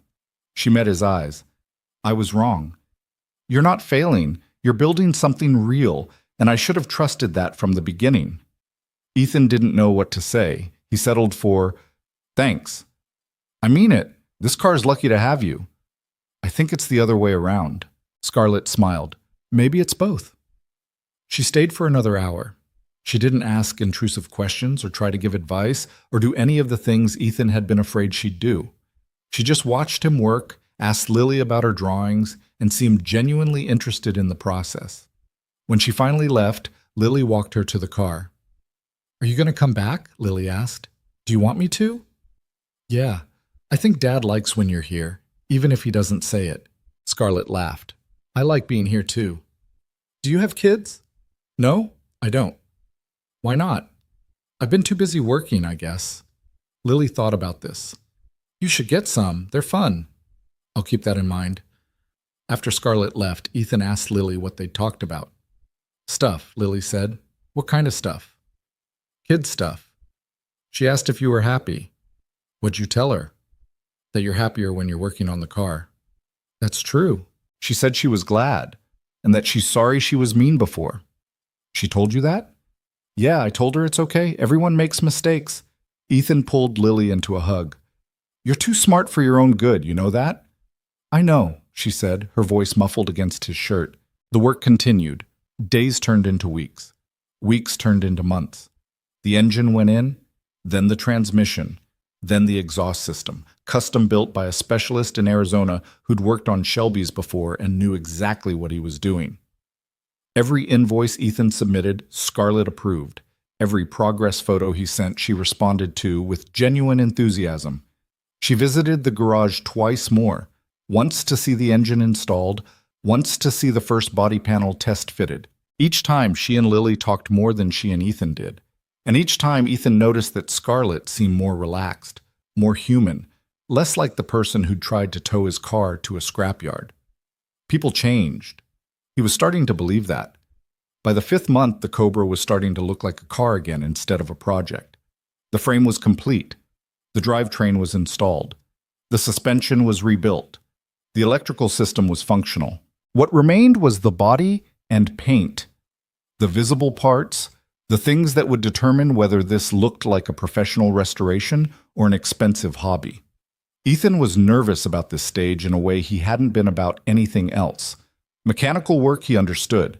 Paintwork was different. Paintwork was art, and art required a level of perfection he wasn't sure he could deliver. He called one of the specialists from Victoria's list, a guy named Don Chen, who ran a shop in San Diego and had restored 3 Cobras over the past decade. How much do you know about automotive paint? Don asked during their first call. Enough to be dangerous. That's what I was afraid of. Look, I'm going to be straight with you. If you want this car to be show quality, you can't do the paint yourself. You'll screw it up. No offense. None taken. You need someone who knows what they're doing. Someone who's worked with original Shelby specs and understands how the paint should look versus how modern paint looks. That sounds expensive. It is, but it's the difference between a car worth $3 million and a car worth half that, because the paint's wrong.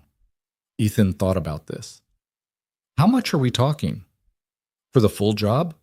Bodywork, prep, paint, clear coat, wet sanding, buffing? Probably 30 grand. Jesus. I know. But that's the reality. You want me to send you a detailed quote?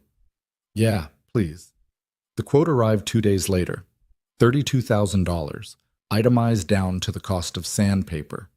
Ethan stared at the number for a long time. Then he forwarded the quote to Scarlett with a message. This is what it's going to take to finish the body and paint. If this is too much, I understand. Her response came 10 minutes later. Approved. When can we schedule it? Ethan read the message 3 times. Then he called Dawn back. When can you start? He asked. How soon can you get the car to me? 2 weeks. I need to finish a few things first. Then 2 weeks it is. Ethan hung up and sat there in the garage, looking at the Cobra, feeling the weight of what was happening settle over him.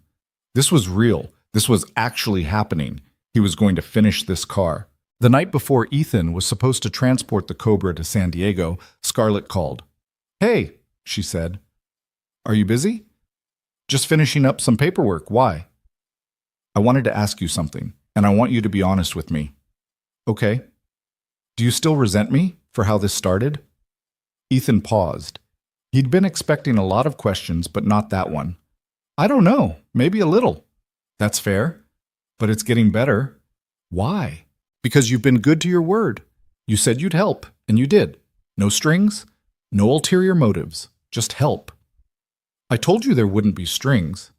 I know, but I didn't believe you. And now? Now I'm starting to.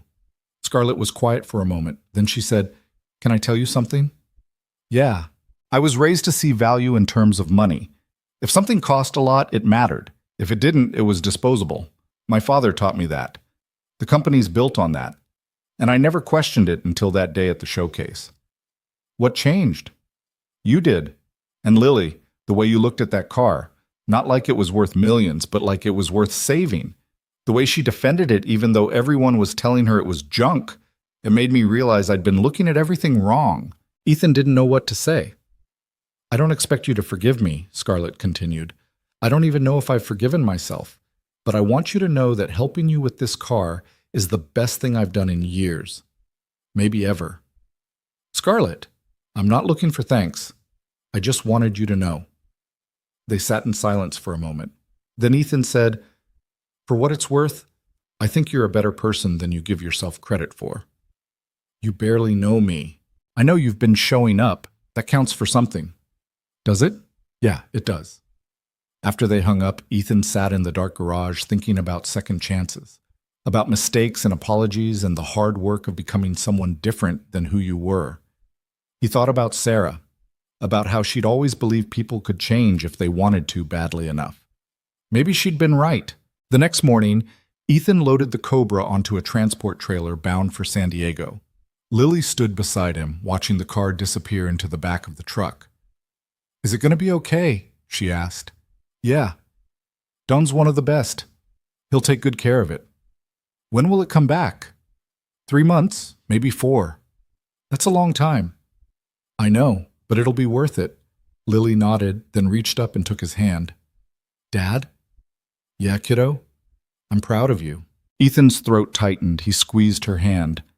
I'm proud of you, too. They stood there together, watching the truck pull away, carrying $3 million in restored metal and a whole lot of hope.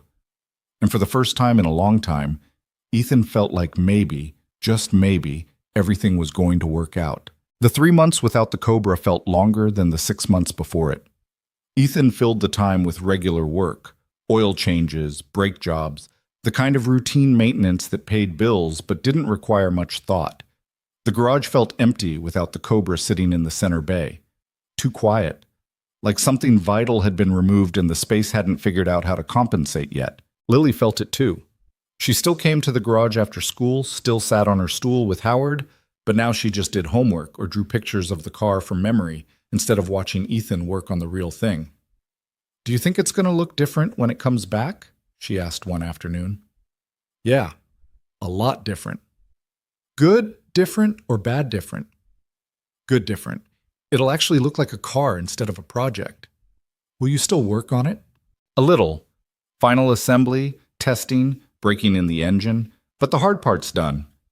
Lily considered this. Are you going to miss it? The hard part? The question caught Ethan off guard. He set down the invoice he'd been reviewing and looked at his daughter. Yeah, I think I will. Why? Because the hard part's when you know you're building something. When it's easy, you're just maintaining it. Is that bad? No, it's just different. Dawn sent progress photos every 2 weeks.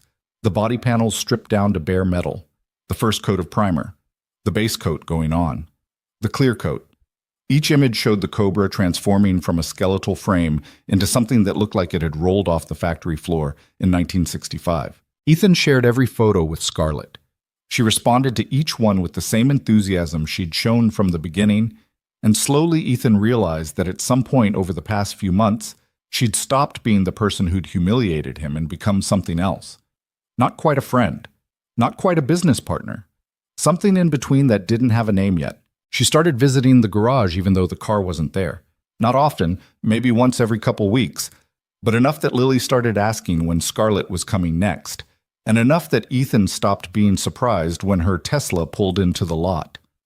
One Saturday, she showed up with coffee and pastries from a bakery Ethan had never been able to afford. "What's this for?" he asked when she handed him a cup. "No reason, just thought you might want something better than whatever you make in that machine." She nodded toward the ancient coffee maker sitting on the office desk. "That machine works fine." "That machine's older than I am." "And it still makes coffee," Scarlett smiled. "You're impossible to do nice things for, you know that?" "I've been told." They sat in the garage drinking coffee that actually tasted good, while Lily worked on a puzzle at the desk. It was comfortable in a way Ethan hadn't expected. Easy, like they'd been doing this for years instead of months. "Can I ask you something?" Scarlett said after a while. "Yeah." "What are you going to do with the car when it's done?" Ethan had been avoiding that question for months. "I don't know yet." "Are you going to sell it?"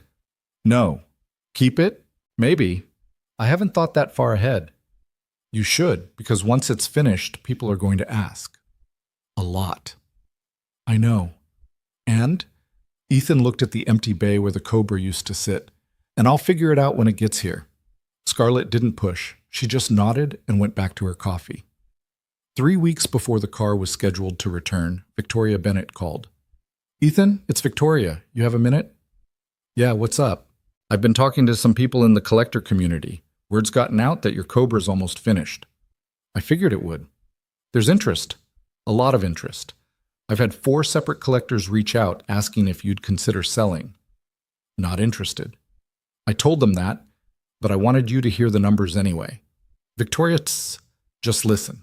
The lowest offer is $2.8 million. The highest is $4.2. Ethan sat down on the creeper. $4 million. 4.2, and that's before anyone's actually seen it in person. Jesus. I know. So I need to ask you directly, are you sure you don't want to sell? Ethan thought about the number, about what $4 million would mean. No more debt, no more struggling to make rent. Lily's college paid for. A house with heat that actually worked. Security for the rest of their lives. But then he thought about the first time he'd seen the Cobra, the way Lily had cried when Scarlett tried to take it away. The months of work, the late nights, the small victories that had added up to something bigger than money. "I'm sure," he said. "Can I ask why?" "Because it's not about the money. It never was for you, was it?" "No." Victoria was quiet for a moment. Then she said, "You're a rare breed, Ethan. Don't let anyone convince you otherwise." "I'm just stubborn." "It's more than that. But I won't argue with you." She paused. "There is one thing, though. The Pebble Beach Concours d'Elegance is in 4 months. If you're not selling, you should consider showing the car. It deserves to be seen." "I don't know." "Think about it. That's all I'm asking." After they hung up, Ethan sat in the empty garage thinking about what it would mean to show the Cobra, to put it in front of judges and collectors and photographers, to make it public property in a way it had never been before. Part of him hated the idea, but another part, the part that had spent months restoring something beautiful, wanted people to see it, wanted them to understand what he'd built. He didn't make a decision. Not yet. The Cobra came back on a Tuesday afternoon in early October. Don drove it himself, trailing behind the transport truck in his own vehicle, unwilling to trust anyone else with the delivery. When the truck pulled into the garage lot, Ethan's hands were shaking. Lily had skipped school for this. She stood beside him, bouncing on her toes, Howard clutched tight. "Is that it?" she asked. "Is it really back?" "Yeah, kiddo, it's back." The transport driver lowered the ramp slowly. And then there it was. The Cobra rolled into view and Ethan's breath caught in his throat. It was perfect. Not metaphorically, not relatively. Actually, perfect. The paint was Guardsman blue, the original color, deep and rich and flawless. Chrome gleamed on the side pipes. The interior had been restored with cream leather that looked like it had never been touched. Every panel aligned perfectly. Every detail was exactly right. It looked like it had been frozen in time in 1965 and delivered straight to the present. Don climbed out of his truck, grinning. "What do you think?" Ethan couldn't speak. He just walked toward the car slowly, like approaching something sacred. Lily ran ahead, stopping just short of touching it. "Dad, it's so pretty." "Yeah," Ethan managed. "It really is." Don handed him the keys. Original-style fobs, polished and perfect. "She runs like a dream. I put about 50 miles on her during break-in. Engine solid, transmission shifts smooth. You did good work on the mechanical side. You did good work on everything else. We make a good team." Don clapped him on the shoulder. "Take her for a drive. You've earned it." Ethan looked at Lily. "You want to go for a ride?" Her eyes went huge. "Really? Really? Can Howard come?" "Howard can come."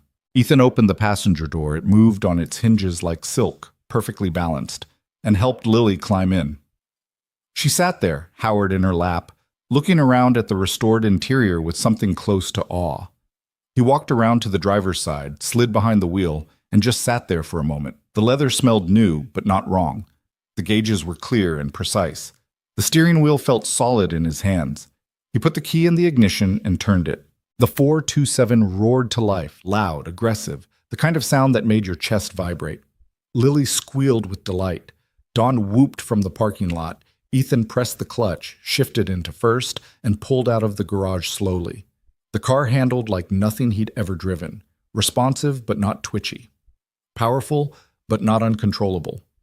It felt alive under him, like it had been waiting decades for someone to wake it up properly. He drove through the neighborhood, keeping it under 30, letting the engine warm up. Lily had her window down, her hair whipping in the wind, laughing every time Ethan touched the throttle. "This is the best day ever," she shouted over the engine noise. Ethan smiled. "Yeah, it might be." When they got back to the garage, Scarlett was there. She'd parked off to the side, standing next to her Tesla, and when she saw the Cobra pull in, her hand went to her mouth. Ethan parked, killed the engine, and climbed out. "Oh my God," Scarlett said, walking toward the car. "Ethan, I know. It's stunning." "Don did good work." "You both did." She circled the car slowly, the same way she had the first time she'd visited the garage, but this time with reverence instead of curiosity. "I can't believe this is the same car I tried to tow away. Technically, it's about 60% new parts." "You know what I mean." Lily climbed out of the passenger seat. "Hi, Scarlett." "Hi, Lily. What did you think of the ride?" "It was so fast and so loud. Those are the best kinds of rides." Scarlett crouched down near the front wheel well, looking at the panel gaps, the paint finish, the way everything came together. When she stood up, her eyes were wet. "Are you crying?" Ethan asked. "No." She wiped her face quickly. "Maybe. I don't know." She laughed, embarrassed. I keep thinking about that day at the showcase, about what I almost destroyed. And now look at it. You didn't destroy it. But I could have. If Victoria hadn't shown up, if you hadn't fought for it, this would be gone." She looked at him. "I owe you more than money, Ethan. I owe you for teaching me how to see things differently." "You don't owe me anything." "Yes, I do. But I'm working on being okay with that." Over the next few weeks, word spread fast. Photos of the finished Cobra appeared on car forums, collector blogs, social media. The story got picked up again, this time not as a viral moment, but as a restoration success. Articles ran in classic car magazines. YouTube channels requested interviews. Someone started a thread on a Shelby forum calling it one of the finest restorations of the decade. The offers started pouring in again. 5 million, 6 million. One collector offered 7 million sight unseen. Ethan turned them all down. Marcus called him one night, frustrated. "You're out of your mind. $7 million, Ethan. Do you know what that would mean for Lily's future?" "I know exactly what it would mean." "Then why won't you sell?" "Because some things aren't for sale. Everything's for sale at the right price." "Not this." Marcus sighed. You sound like Dad. Dad was stubborn. Dad died broke because he was stubborn. Dad died happy because he did things his way. Ethan paused. I'm doing this my way, too. Marcus didn't argue after that. He just said, All right, I hope you know what you're doing. Me too. 2 weeks later, Victoria called again. Have you thought about Pebble Beach? She asked. Yeah. And? I'll do it, but only if Lily can come. She can absolutely come. I'll make sure of it. And Scarlett? Victoria paused. Scarlett Vaughn? Yeah, she's part of this story. She should be there. That's generous of you. It's honest. The Pebble Beach Concours d'Elegance took place on a Sunday in mid-August. The event was everything Ethan had expected. Wealthy collectors, immaculate cars, an atmosphere of refined prestige that made the Vaughn Motors showcase look casual by comparison. The Cobra sat on the 18th fairway of Pebble Beach Golf Links, positioned among other American muscle cars from the 60s and 70s. A small placard in front of it read, 1965 Shelby Cobra, 427S/C CSX 3015, restored by Ethan Cole. Lily stood beside the car in a dress Scarlett had bought for her, holding Howard, watching people walk past and stop to stare. She'd asked Ethan if she could be the one to tell people about the car, and he'd said yes. Now she was doing exactly that. My dad found it at an auction, she told a couple in their 60s. Everyone thought it was junk, but he knew it was treasure. How much did he pay for it? The woman asked. $120. You're kidding. Nope, he's really smart. The couple moved on, shaking their heads in amazement.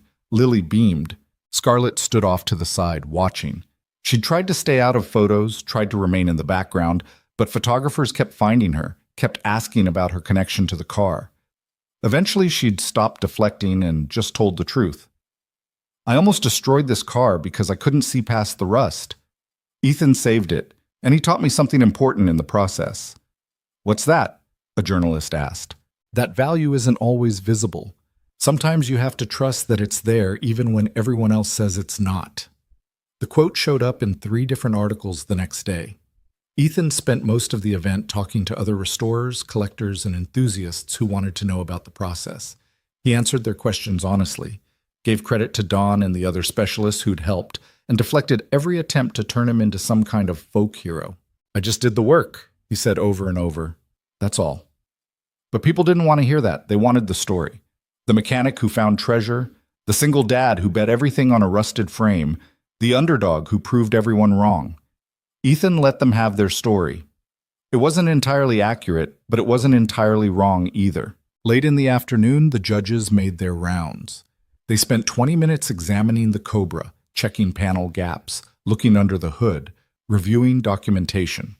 They asked Ethan questions about originality, about part sourcing, about his decision to restore rather than sell. He answered everything truthfully. When they moved on to the next car, Victoria appeared beside him. How do you think it went? She asked. I have no idea. You looked confident. I wasn't. She smiled. Good. Confidence is overrated anyway. The awards ceremony happened at sunset. Lily sat on Ethan's shoulders so she could see over the crowd. Scarlett stood beside them, her hand resting lightly on Ethan's arm. They called out awards in categories. Best Restoration, Most Original, People's Choice. The Cobra didn't win any of them. Ethan wasn't disappointed. He'd expected that. The car wasn't here to win. It was here to exist. But then they announced a special award, the Chairman's Trophy, given to the car that best embodied the spirit of automotive preservation and passion. And they called CSX 3015. The crowd applauded. Lily screamed. Scarlett's hand tightened on Ethan's arm. He walked up to accept the trophy in a daze, Lily still on his shoulders, and stood there in front of hundreds of people holding a piece of crystal that probably cost more than his first car. Thank you, he said into the microphone they handed him. This car was forgotten for 40 years. A lot of people helped bring it back. I'm just glad it gets to be seen again. The crowd applauded again. He walked off the stage, set Lily down, and looked at the trophy. We won, Lily said, bouncing. We did. Does this mean we're famous? For about 10 minutes. That's long enough. That night, after the event, the 3 of them, Ethan, Lily, and Scarlett, sat on the beach watching the sun disappear into the Pacific. The Cobra was secured back at the hotel, covered and protected. But Ethan kept thinking about it anyway. "What are you going to do now?" Scarlett asked. "What do you mean?" "With the car. With everything."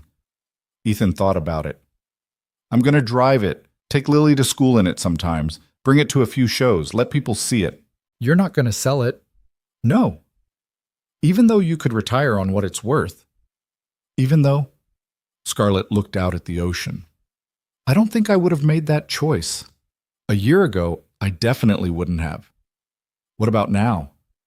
"Now I think I'm starting to understand why you did." Lily had fallen asleep against Ethan's side, Howard tucked under her chin. Ethan stroked her hair gently.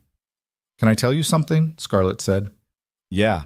Helping you with this car, being part of this story. It's the first time in my life I've done something that mattered more than money. And I don't think I would have figured that out if you'd let me off the hook that first day. I was pretty angry that first day. You had every right to be. I'm not angry anymore." "I know. That's what makes you better than me." Ethan looked at her. "You're not a bad person, Scarlett.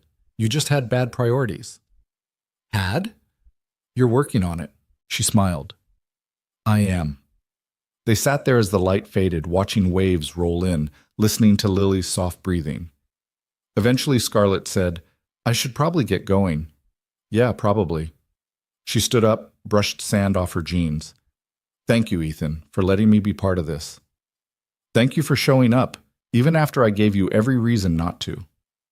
I'll always show up for you and Lily. You know that, right?"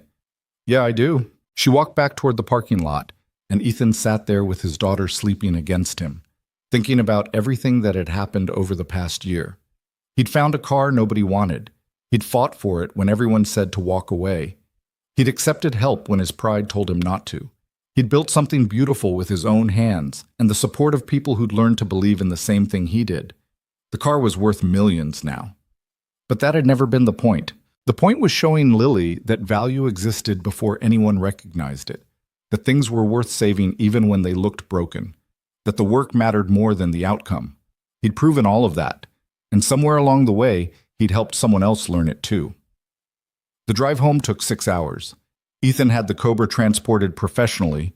He wasn't risking anything happening to it on the highway, but he and Lily flew back together the next morning. When they got home, the car was already in the garage, covered with the tarp, waiting. Lily ran to it immediately. "Can we take it for a drive?"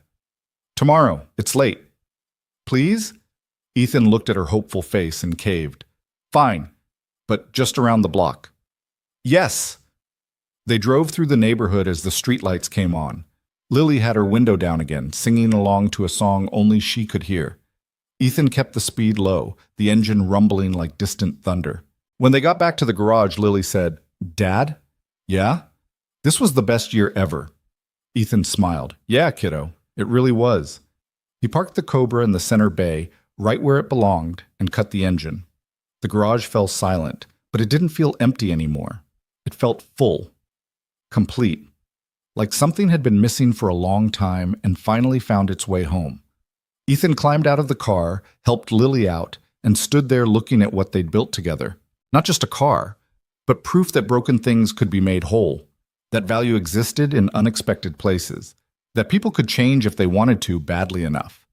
The world would keep spinning, offers would keep coming, people would keep asking why he didn't sell, and Ethan would keep saying no. Because some things weren't about money. Some things were about the work, about what you built with your hands and who you became in the process. He'd found a rusted Cobra in a forgotten barn and turned it into something beautiful. But more than that, he'd shown his daughter that treasure wasn't something you found. It was something you recognized.